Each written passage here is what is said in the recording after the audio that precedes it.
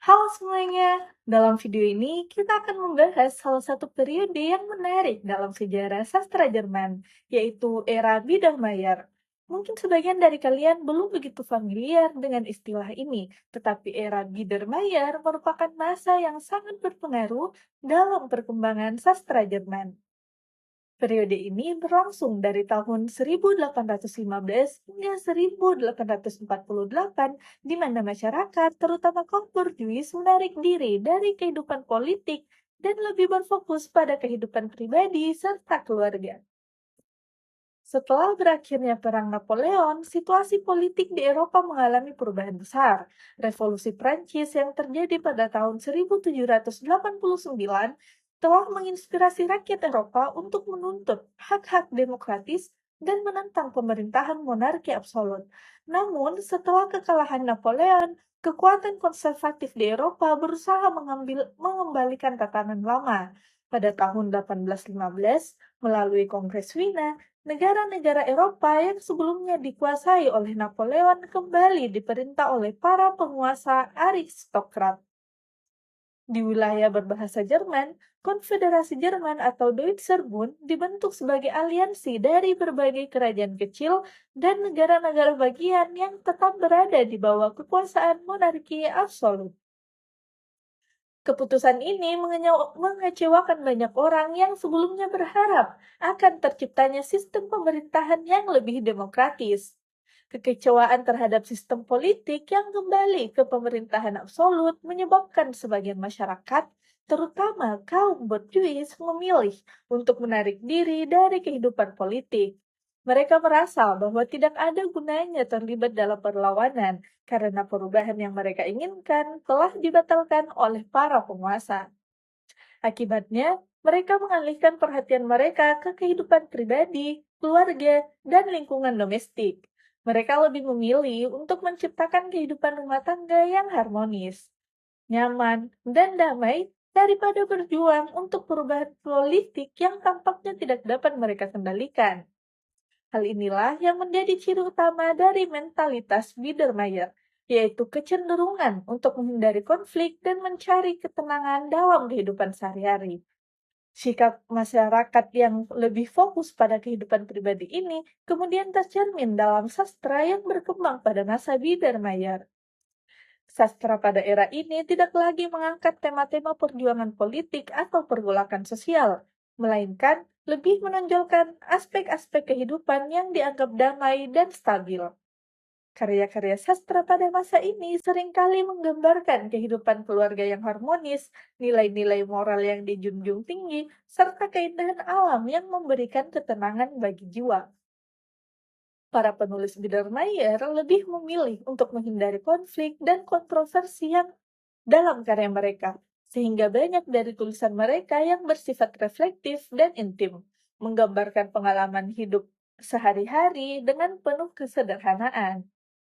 Meskipun memiliki pengaruh dari romantisisme dan klasisisme, sastra Biedermeier mulai menunjukkan kecenderungan menuju realisme.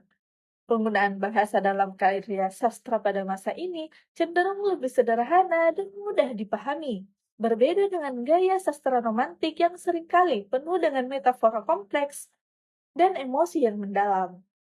Para penulis Biedermeier lebih mengutamakan kejelasan dan keterbacaan dalam tulisan mereka, sehingga karyanya dapat dinikmati oleh masyarakat luas, terutama oleh kalangan borjuis yang menjadikan membaca sebagai bagian dari kehidupan domestik mereka. Sastra Biedermeier berkembang dalam berbagai bentuk, mulai dari puisi, prosa, hingga drama. Puisi yang ditulis pada masa ini seringkali menggambarkan keindahan hal alam yang religiositas dan pengalaman hidup pribadi dengan bahasa yang sederhana namun kaya akan makna.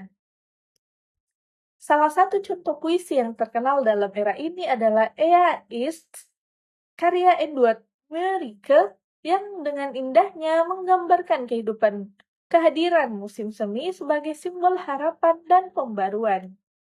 Prosa dalam era Biedermeier cenderung berbentuk cerita pendek, novel pendek, atau surat menyurat dengan tema yang berfokus pada kehidupan sehari-hari dan nilai-nilai moral. Salah satu contoh novel terkenal dari masa ini adalah Die Judenbuche karya Annette von Droste-Hülshoff yang menggambarkan kehidupan desa sebelum Revolusi Prancis dan bagaimana masyarakatnya hidup dalam isolasi dari dunia luar. Drama dalam era Biedermeier berkembang dalam dua bentuk utama, yaitu drama melankolis dan komedi satir. Drama melankolis seringkali bertujuan untuk menyentuh perasaan penonton dengan cerita yang emosional dan penuh dengan refleksi kehidupan. Sementara itu, komedi satir menggunakan humor untuk mengkritik kebiasaan dan pola pikir masyarakat berjuis tanpa secara langsung menyinggung isu-isu politik yang sensitif. Dengan cara ini, drama Biedermeier tetap dapat menghibur sekaligus menyampaikan pesan moral kepada penonton.